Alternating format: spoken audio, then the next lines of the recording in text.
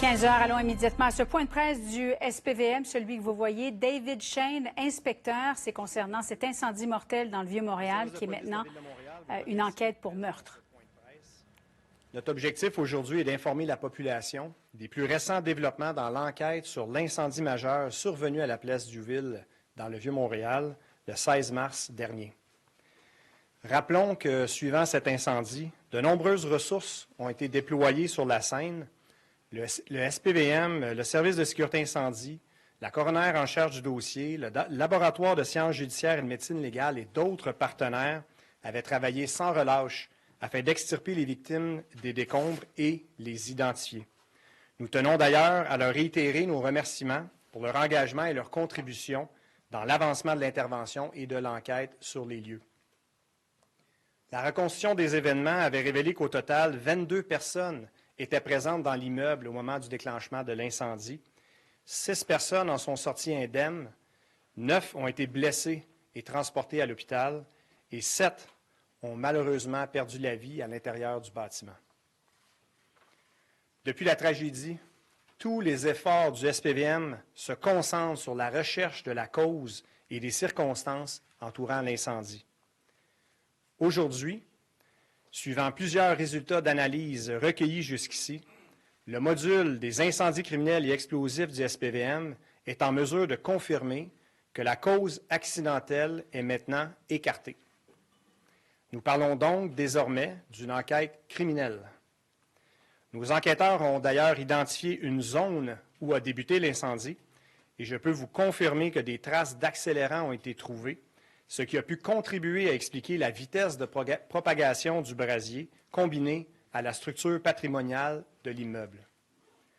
Avant de poursuivre, sachez que les familles et les proches des victimes décédées ont été informés plus tôt aujourd'hui de ces nouveaux développements par nos enquêteuses et nos enquêteurs.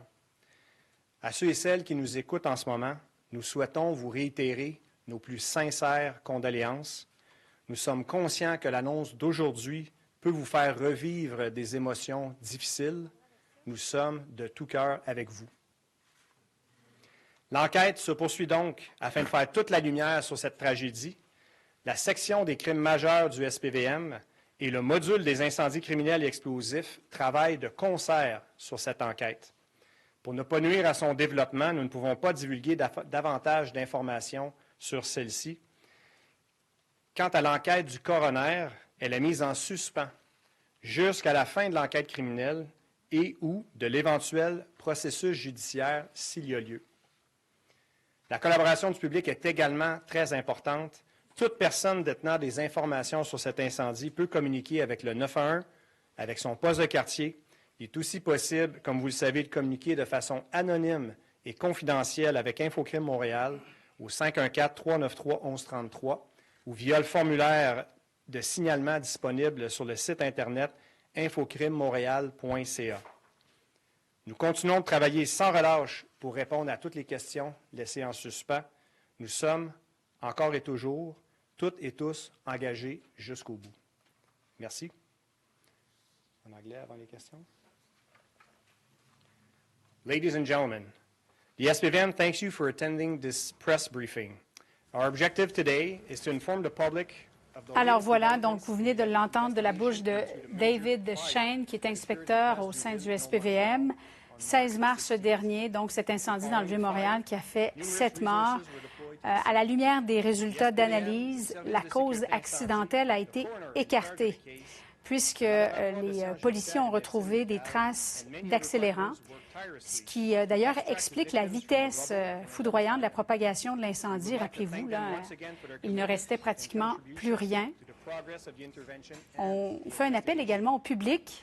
Infocrime Montréal, si jamais vous avez des informations, on vous demande de communiquer avec Infocrime Montréal. L'enquête du coroner est également en suspens. Il y avait 22 personnes qui étaient présentes à ce moment-là à l'intérieur de cet immeuble, 9 blessés, 7 morts et 6 personnes seulement ont réussi à sortir indemnes de cet immeuble. Alors que le point de presse se poursuit toujours en anglais, on va aller retrouver notre collègue André Durocher, inspecteur à la retraite au SPVM. Alors André, ça confirme donc les informations qui étaient sorties un peu plus tôt, des traces d'accélérants Ça ne fait aucun doute. Il y a quelqu'un qui a voulu provoquer cet incendie. J'ai bien hâte de voir. Je ne sais pas s'il va y avoir une période de questions là, de l'inspecteur Shane suite au point de presse, parce que sinon, oui, ça vient confirmer en fin de compte ce qui est sorti un peu plus tôt là, dans un quotidien.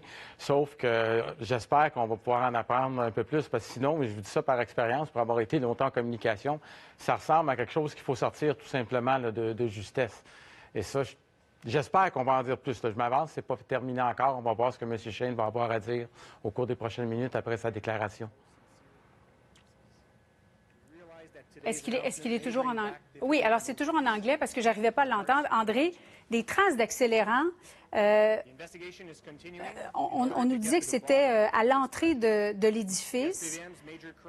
Il y a combien d'inspecteurs et qui enquêtent pour trouver ce type de preuves? C'est du côté du service d'incendie de la Ville de Montréal ou c'est le SPVM ou ça se fait conjointement? Dans ce cas-ci, ça se fait conjointement, mais les enquêteurs sont formés pour voir, par exemple, de la façon que ça brûle. J'ai déjà eu certaines petites formations de base dont on voit de la façon que le feu couvre la couleur du feu, des fois, la couleur de la fumée et tout. C'est des choses. Puis après ça, suite à ça, il y a eu sûrement des analyses en laboratoire. Donc, à ce moment-là, on est en mesure d'établir qu'effectivement, il y a eu de l'accélérant. Et ensuite, les pompiers, avec la direction du feu, le foyer d'incendie initial était à quel endroit? Ensuite, il s'est propagé de quelle façon en fonction des structures? Ça parle énormément comme scène de crime. Et c'est probablement tout ça que les enquêteurs ont mis plusieurs semaines à travailler puis à s'assurer de vraiment d'être en mesure d'affirmer effectivement, il s'agit d'un incendie criminel, de toute évidence. Retournons à ce point de presse. Il y a une période de questions, effectivement. André, on vous retrouve tout de suite après. Identifier les accélérants. Pouvez-vous élaborer là-dessus? Est-ce qu'il y a des caméras de surveillance qui ont capté des individus ou un individu dans le secteur? Pouvez-vous nous donner plus d'informations sur la zone par rapport à la construction du bâtiment? Qu'est-ce que vous pouvez nous dire au moment de ça? Malheureusement, je ne pourrais pas aller plus en détail que ça. On tenait à vous faire part d'informations, des informations de base pour que tout le monde puisse bien comprendre que toutes les causes accidentelles ont été écartées par les enquêteurs de module incendie criminel et explosif. Et donc, il y avait ces éléments que je vous ai mentionnés qui nous amenaient à être convaincus qu'il s'agissait, maintenant, on devait passer en mode enquête criminelle. Donc, quand on débute une enquête d'incendie au Québec, on se fie à la loi sur la recherche des causes et circonstances des incendies. Évidemment, quand on aborde des scènes de crime, on le fait avec un esprit très large, à la recherche de tout indice, tout élément. Et aujourd'hui, le tournant important, c'est qu'on écarte toute cause accidentelle. Mais on ne pourra pas y aller plus loin. M. Shane, est-ce qu'il y a des suspects dans la mire du SPVM? Je ne peux pas répondre à cette question-là, M. Poirier, malheureusement.